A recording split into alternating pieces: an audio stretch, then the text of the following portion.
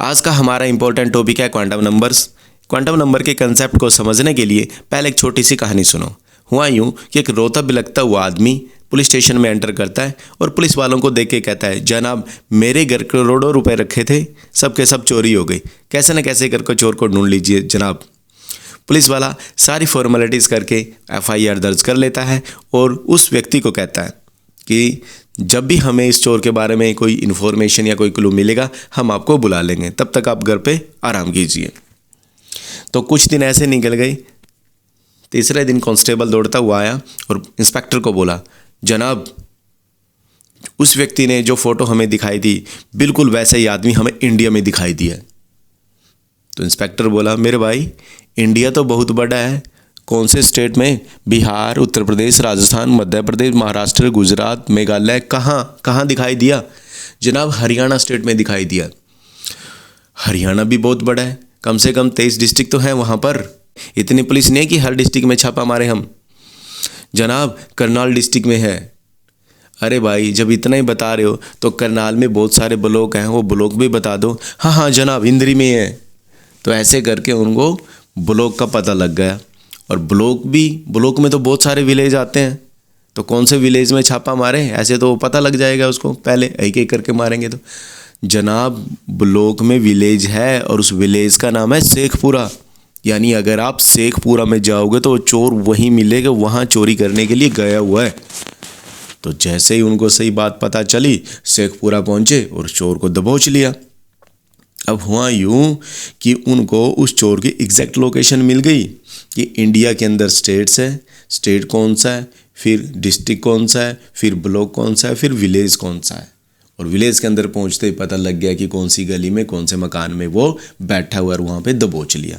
ठीक इसी तरह एटम के अंदर इलेक्ट्रॉन कहाँ पे है, उसकी एग्जैक्ट लोकेशन क्या है, कौन सी ऑर्बिटल में है वो इस टाइम, तो ये कंप्लीट इन्फॉर्मेशन क्वांटम नंबर ही देते हैं। तो क्वांटम नंबर डिटेल में पढ़ते हैं। है क्या quantum number? Quantum number 4 number का सेट है जो किसी भी एटम के अंदर इलेक्ट्रॉन की कंप्लीट इन्फॉर्मेशन हमें प्रोवाइड करवाते हैं। और इन्फॉर्मेशन कौन कौन सी? कि इलेक्ट्रॉन की लोकेशन क्या है, उसकी एनर्जी क्या है, किस ऑर्बिटल में रहता है, ऑर्बिटल की शेप, ऑर्बिटल का ओरिएंटेशन क्या है, ये कंप्लीट इन्फॉर्मेशन हमें 4 नंबर प्रोवाइड करवाते हैं। उन्हीं 4 नंबर को क्वांटम नंबर कहते हैं।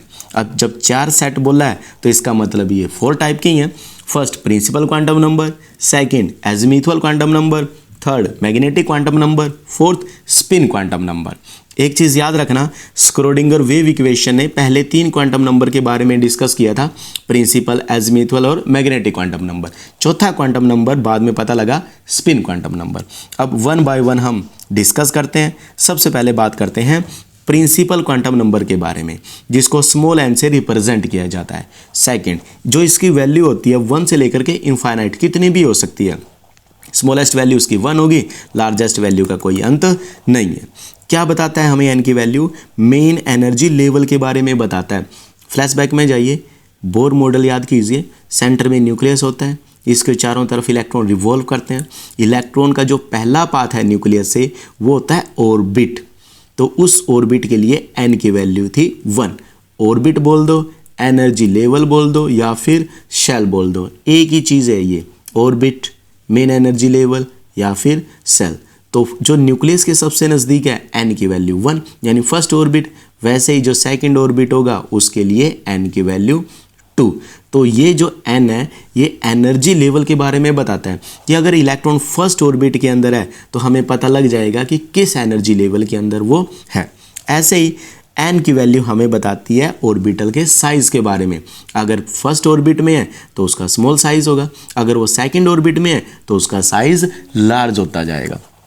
फोर्थ, साथ में ये इलेक्ट्रॉन की एनर्जी के बारे में भी बता रहा है। जब हमें मेन एनर्जी लेवल के बारे में पता लग गया कि इलेक्ट्रॉन इस मेन एनर्जी लेवल के अंदर है तो उस एनर्जी लेवल के इक्वल ही इलेक्ट्रॉन की एनर्जी होगी। यानी इलेक्ट्रॉन की एनर्जी भी प्रिंसिपल क्वांटम नंबर के द्वारा हम पता कर सकते हैं। तो ये 4 चीज़ें याद रखना, n की वैल्यू 1 से स्टार्ट हो सकती है इनफाइनाइट तक, मेन एनर्जी लेवल के बारे में बताता है, ऑर्बिटल के साइज़ के बारे में बताता है, इलेक्ट्रॉन की एनर्जी के बारे में बताता है। अब एनर्जी और साइज़ का रिलेशन क्या है देखिए। सबसे पहले ये बताता है कि जितनी ज़्यादा n की वैल्यू होगी डिस्टेंस फ्रॉम द न्यूक्लियस भी उतना ही ज़्यादा होगा। जैसे जैसे n की वैल्यू बढ़ेगी तो ऑर्बिटल का साइज भी इंक्रीज हो जाएगा, और ये हम फार्मूले से देख सकते हैं। r4 रेडियस, यानी किसी भी ऑर्बिट का रेडियस n की वैल्यू पे डिपेंड करता है, क्योंकि z ये भी कांस्टेंट रहेगा, बोर रेडियस भी कांस्टेंट रहेगी, एंगस्ट्रम ये इसका यूनिट है, तो n वेरी करेगा। n की वैल्यू अगर 1 है तो इसकी रेडियस कुछ अलग होगी। अगर n की वैल्यू हम इंक्रीज करते जाएंगे तो पहले वाली से रेडियस इसकी इंक्रीज हो जाएगी। क्यों? क्योंकि जो n है n रेडियस के डायरेक्टली प्रोपोर्शनल है। n की वैल्यू बढ़ेगी तो न्यूक्लियस से जो डिस्टेंस है इलेक्ट्रॉन का वो भी बढ़ता जाएगा। अब एनर्जी के साथ रिलेशन देख लेते हैं। Greater the value of n, greater is the energy of cell. इसके लिए ये फार्मूला है। अब यहाँ पे n नीचे है, इसका मतलब इन्वर्सली प्रोपोर्शनल है, तो ये E की वैल्यू डिक्रीज होगी। हाँ, E की वैल्यू डिक्रीज होगी, लेकिन साइन नेगेटिव है ना, नेगेटिव की वैल्यू डिक्रीज होगी। मान लेते हैं ये हो गया, पहले इतनी वैल्यू थी, डिक्रीज हो रही है, तो हम ये कह सकते हैं -6 ग्रेटर देन -24। वैल्यू डिक्रीज हुई है नीचे आने की वजह से, लेकिन रियल वैल्यू -6 ग्रेटर देन दी -24, तो एनर्जी तो उसकी इंक्रीज हुई है। क्लियर? अब सबसे खास बात ये कहता है कि इस फार्मूले के द्वारा हम उन्हीं एटम की एनर्जी कैलकुलेट कर सकते हैं जो या तो हाइड्रोजन एटम हो या फिर हाइड्रोजन के जैसे हो। हाइड्रोजन के जैसे का मतलब हाइड्रोजन के अंदर सिर्फ एक इलेक्ट्रॉन होता है। अगर कोई एटम ऐसा है जिसके अंदर सिर्फ एक इलेक्ट्रॉन हो तो वो और हाइड्रोजन, सिर्फ उनकी एनर्जी हम यहाँ n की हेल्प से कैलकुलेट कर सकते हैं। साथ में प्रिंसिपल क्वांटम नंबर ने एक चीज़ और बताई कि किसी भी ऑर्बिट के अंदर मैक्सिमम नंबर ऑफ इलेक्ट्रॉन कितने आएंगे वो भी बता सकते हैं। वो बता सकते हैं 2n² फार्मूले से। n की जगह अगर हम 1 वैल्यू पुट कर देते हैं तो हमारा आंसर आया 2, और जब n की वैल्यू 1 है तो वो शेल होती है k, तो k के अंदर मैक्सिमम 2 इलेक्ट्रॉन एग्जिस्ट करेंगे। ऐसे ही n की वैल्यू हम 2 पुट कर देंगे। अगर n की वैल्यू 2 पुट करते हैं तो 8, n की वैल्यू 2 के लिए है l, तो l के अंदर 8 इलेक्ट्रॉन आएंगे। ऐसे ही वैल्यू 3 पुट करेंगे तो वैल्यू आ जाएगी 18, यानी m के अंदर 18 इलेक्ट्रॉन आ सकते हैं। ऐसे ही n की वैल्यू 4 पुट करोगे तो वह आंसर आएगा 32, यानी n सेल के अंदर 32 इलेक्ट्रॉन एग्जिस्ट कर सकते हैं। क्लियर? तो ये याद रखना, अगर एक ऑर्बिट के बारे में हमें पता करना हो कितने इलेक्ट्रॉन एग्जिस्ट करेंगे तो 2n² से हम कैलकुलेट कर सकते हैं। चलते हैं सेकंड क्वांटम नंबर की तरफ। Second quantum number azimuthal quantum number, लेकिन इसका दूसरा नाम भी है सबसिडरी क्वांटम नंबर। हाँ भाई, तीसरा नाम भी है सेकेंडरी क्वांटम नंबर। हाँ, चलते रहेंगे। चौथा नाम भी है ऑर्बिटल एंगुलर मोमेंटम, लेकिन पांचवा नाम नहीं है, यहीं पे स्टॉप करते हैं।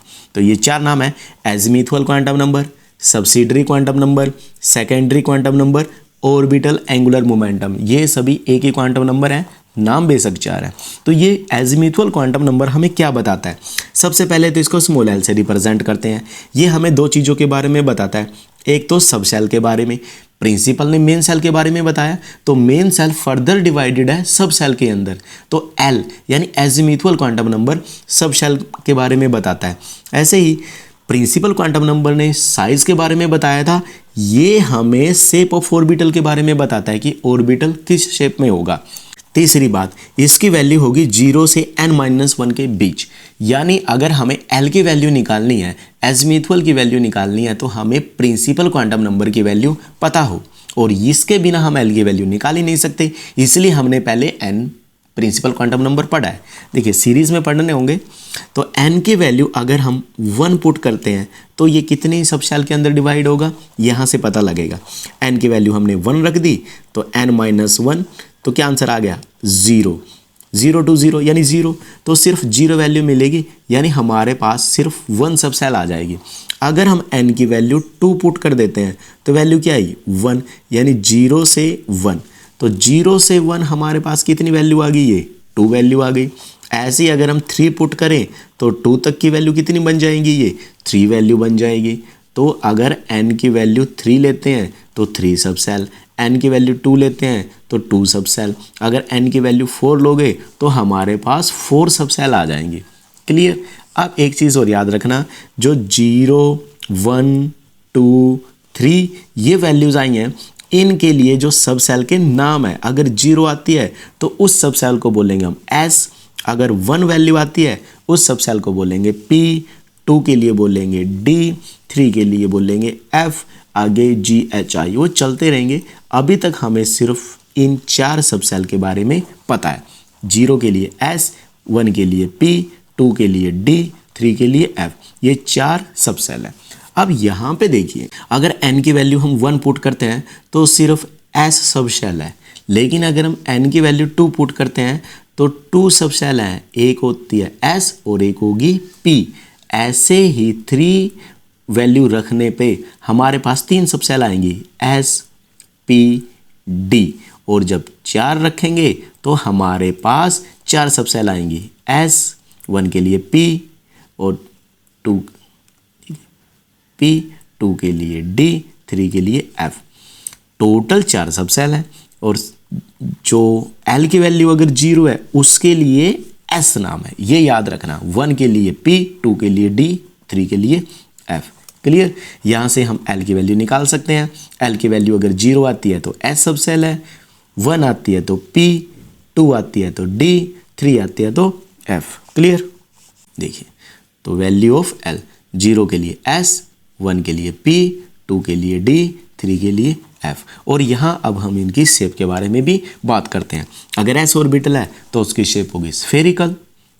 कैसे स्फेरिकल आई ये नेक्स्ट टॉपिक में डिस्कस करेंगे, डिटेल में डिस्कस करेंगे।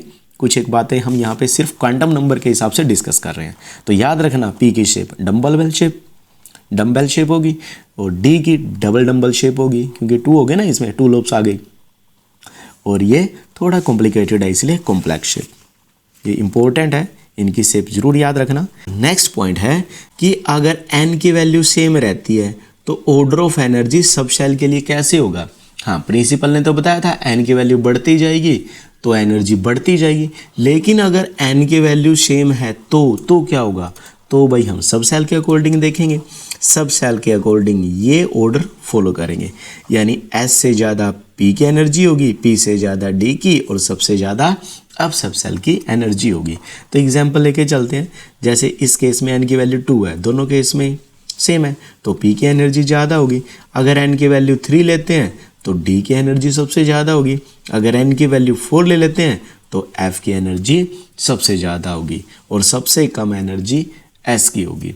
अब तीसरा पॉइंट हम क्या करते हैं, थोड़ा सा चेंज कर देते हैं इसमें, यानी अब की बार L की वैल्यू सेम रखते हैं और n की value different. It means n की वैल्यू बढ़ती जाएगी, ये तो हम पहले भी डिस्कस कर चुके हैं। अगर n की वैल्यू बढ़ रही है तो एनर्जी भी बढ़ती जाएगी, चाहे वो कोई सी सब सेल हो। फिर हमने सिर्फ n की वैल्यू देखनी है। इसमें देख P है, इसमें S है, सब सेल सेम है, लेकिन n की वैल्यू इंक्रीज हो रही है तो एनर्जी भी बढ़ेगी। यहाँ पे सब सेल P है लेकिन n की वैल्यू इंक्रीज है तो एनर्जी भी इंक्रीज होगी। Clear. Next, azimuthal quantum number orbital angular momentum निकालेंगे, क्योंकि दूसरा नाम क्या था इसका, ऑर्बिटल एंगुलर मोमेंटम। तो उसके लिए फार्मूला ये है, √L × L+1 h/2π। h यहाँ पे प्लैंक्स कांस्टेंट है, पाई भी कांस्टेंट है, L की वैल्यू n की वैल्यू की हेल्प से निकाल देंगे तो ऑर्बिटल एंगुलर मोमेंटम की वैल्यू आ जाएगी।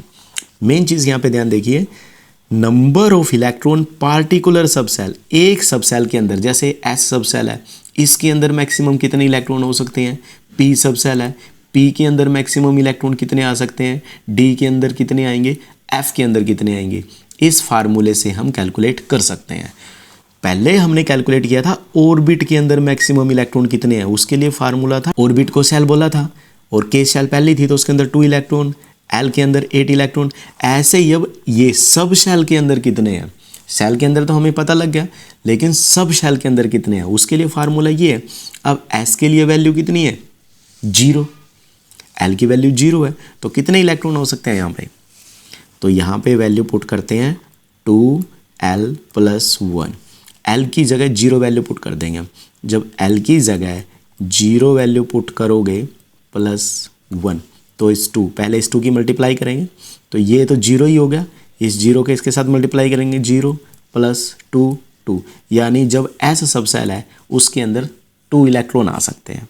ठीक है, अब ऐसे ही अगर हम L की वैल्यू 1 पुट करते हैं, जब L की वैल्यू 1 पुट करेंगे तो क्या आएगा 2, L की वैल्यू 1 पुट कर दी +1, तो ये 2 × 2 ये 2 रह गया, तो 2 2 ज़ा 4 + 2 1 ज़ा 2 कितना हो गया 6, तो P सब सेल के अंदर 6 इलेक्ट्रॉन आएंगे।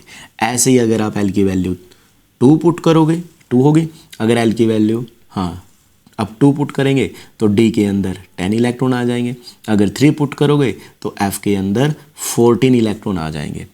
क्लियर, तो ये सब सेल के अंदर है। तो याद रखना, अगर ऑर्बिट की बात करें तो 2n² वाला फार्मूला याद रखोगे, अगर सब सेल के बारे में बात करें ऑर्बिट यानी मेन सेल के बारे में बात करें तो 2n², सब सेल के बारे में बात करें तो 2 × 2l + 1। इस फार्मूले से हम नंबर ऑफ इलेक्ट्रॉन निकाल सकते हैं। नेक्स्ट क्वांटम नंबर है मैग्नेटिक क्वांटम नंबर। इसका दूसरा नाम है orientation quantum number. Magnetic quantum number को स्मॉल m से रिप्रेजेंट करते हैं, और क्या बताता है हमें ये, जैसे इसके नाम से ही पता चलता है ओरिएंटेशन, यानी ऑर्बिटल की ओरिएंटेशन के बारे में बताता है। ओरिएंटेशन मीन्स डायरेक्शन के बारे में, कि ऑर्बिटल किस डायरेक्शन में एग्जिस्ट करता है। सेकंड पॉइंट, इसकी वैल्यू -L से लेकर के +L तक पॉसिबल है। हमें अगर n की वैल्यू पता है तो हम L की वैल्यू निकाल सकते हैं, L की वैल्यू से हम m की वैल्यू निकाल सकते हैं। तो L की वैल्यू 0 हो सकती है, 1 हो सकती है, 2 हो सकती है, 3 हो सकती है, 4 हो सकती है। और अगर 0 है तो उसके लिए सब सेल कौन सी निकली थी S, 1 के लिए P, 2 के लिए D, 3 के लिए F। एजीमुथल क्वांटम नंबर ने बताया ना, सब सेल के नाम रख दिया था। अब हमने m की वैल्यू निकालनी है, तो अगर L की वैल्यू 0 पुट करें तो -L to +L, 0 तो माइनस प्लस होती नहीं है, तो इसके लिए सिर्फ 1 वैल्यूज आई, तो S का सिर्फ एक ऑर्बिटल होगा। ऐसे ही अगर हम L की वैल्यू 1 लेते हैं तो वैल्यू क्या बनेगी इसकी, -1 हो सकती है, 0 हो सकती है और +1 हो सकती है, यानी टोटल 3 वैल्यू। तो P सब सेल के अंदर 3 ऑर्बिटल होंगे।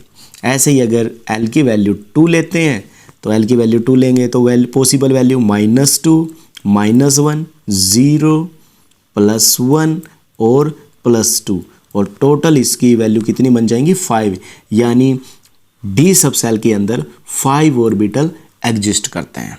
ऐसे ही अगर 3 लोगे तो -3, -2, -1, 0, +1, +2, +3, तो टोटल वैल्यूज़ कितनी होगी 7, यानी अब सब सेल के अंदर 7 ऑर्बिटल होंगे।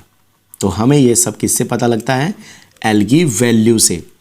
L की वैल्यू अगर हमारे पास है तो M की वैल्यू निकल आइए, और M की वैल्यू हमें ये बताती है कि सब सेल के अंदर कितने नंबर ऑफ ऑर्बिटल्स हैं। तो L की वैल्यू पुट करने के बाद हमारे पास ये टेबल आ जाती है। ठीक है, यहाँ पे स्मॉल f कर लेना। L की वैल्यू अगर 0 है तो ऑर्बिट इसकी M की वैल्यू 0 आई है, अगर 0 यहाँ पे वैल्यू कितनी है 1, तो S सब सेल के अंदर सिर्फ एक ऑर्बिटल है जिसका नाम S है। ऐसे ही L की वैल्यू 1 पुट की थी हमने, तो ये पॉसिबल वैल्यू है M की, तो कितनी वैल्यूज हैं ये 3, तो हमारे पास सब सेल P सब सेल के अंदर कितनी ऑर्बिटल है 3, और तीनों के नाम है, एक का नाम PX, PY, PZ है। ऑर्बिटल कौन सा P, लेकिन उसकी 3 पॉसिबल वैल्यू है, ओरिएंटेशन 3 डायरेक्शन में है, तो इसलिए तीनों डायरेक्शन के हिसाब से PX, PY, PZ। ऐसे अगर L की वैल्यू 2 रखते हैं तो 5 वैल्यूज़ हमारे पास आती हैं, 5 ओरिएंटेशन आती है, जिसके नाम है DXY, DYZ, XZ, DX² - Y², DZ²। तो हमारे पास D 5 टाइप के ऑर्बिटल है। ऐसे ही अगर L की वैल्यू 3 पुट करते हैं F सब सेल के लिए तो 7 वैल्यूज़ निकल के आती हैं, यानी F जो सब सेल है उसके अंदर 7 टाइप के ऑर्बिटल्स हैं। तो उनके नाम हमारे पास नहीं है, आपको जरूरत भी नहीं पड़ेगी, तो आप 3 याद रखोगे SPD, इनके नाम याद रख लेना, बहुत इंपॉर्टेंट है।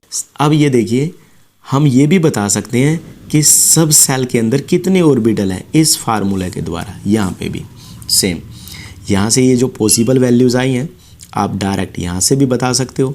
एल की वैल्यू हमने 0 पुट कर दी तो 2, एल की वैल्यू 0 पुट कर दी +1 तो ऑर्बिटल, यानी जब एल की वैल्यू 0 थी तो हमारे पास एक ऑर्बिटल आता है। एल की वैल्यू जब हमने 1 पुट की तो इसका आंसर कितना आया 3, एल की वैल्यू 2 पुट की तो आंसर कितना आया 5, एल की वैल्यू 3 पुट की आंसर कितना आया 7। तो 2l+1 से भी नंबर ऑफ ऑर्बिटल हम निकाल सकते हैं। क्लियर।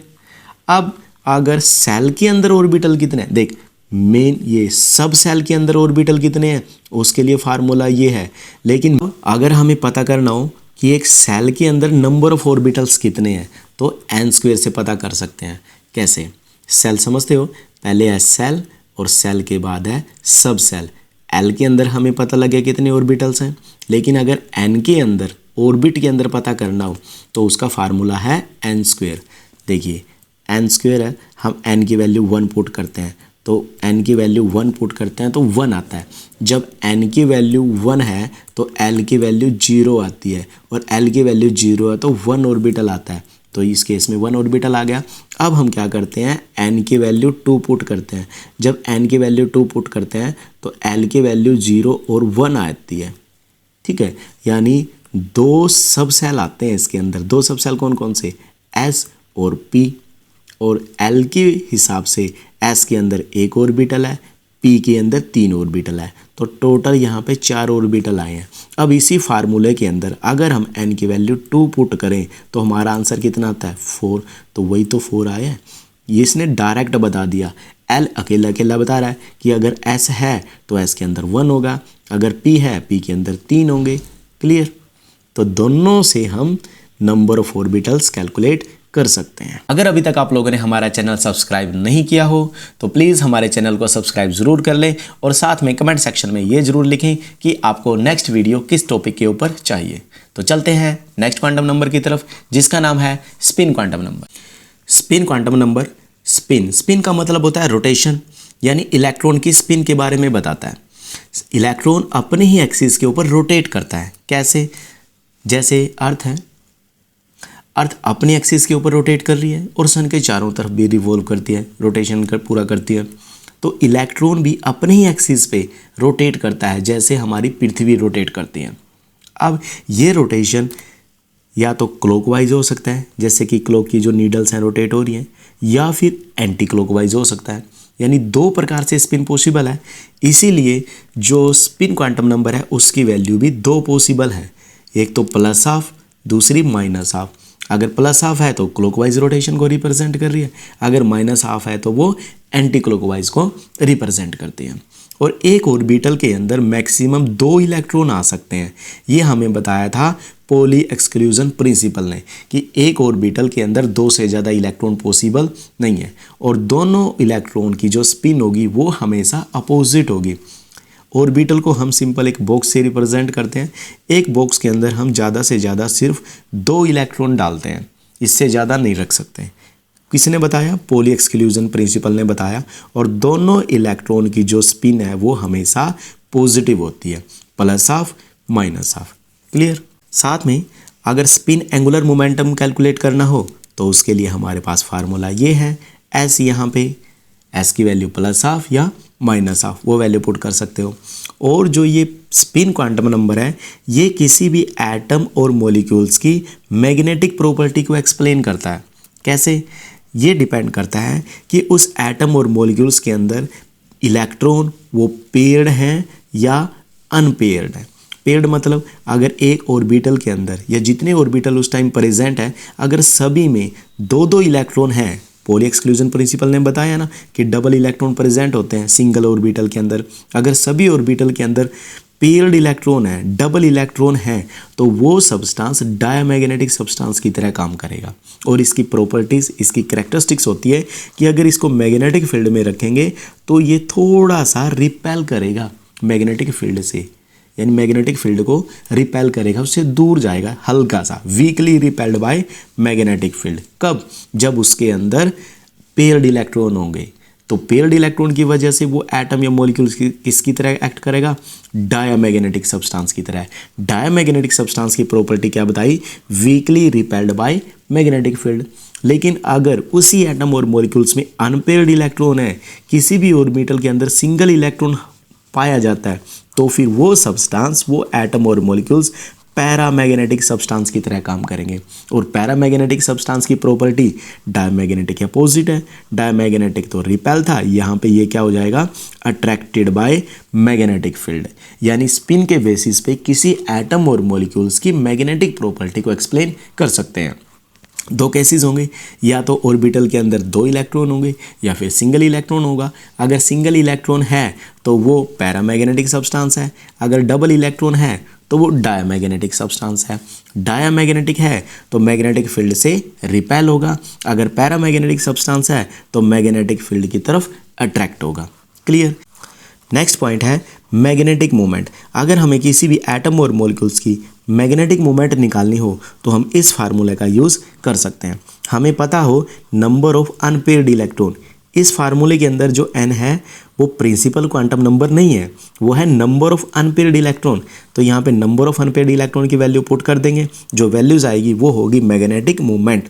मैग्नेटिक मोमेंट से हम पता कर सकते हैं कि कोई एटम और मॉलिक्यूल्स कितना ज़्यादा मैग्नेटिक प्रॉपर्टीज़ रखता है। तो आशा है आप लोगों को ये वीडियो ज़रूर अच्छी लगी होगी, कंसेप्ट अच्छे से समझ में आ गया होगा। तो मिलते हैं नई वीडियो में एक नए टॉपिक के साथ, तब तक के लिए धन्यवाद।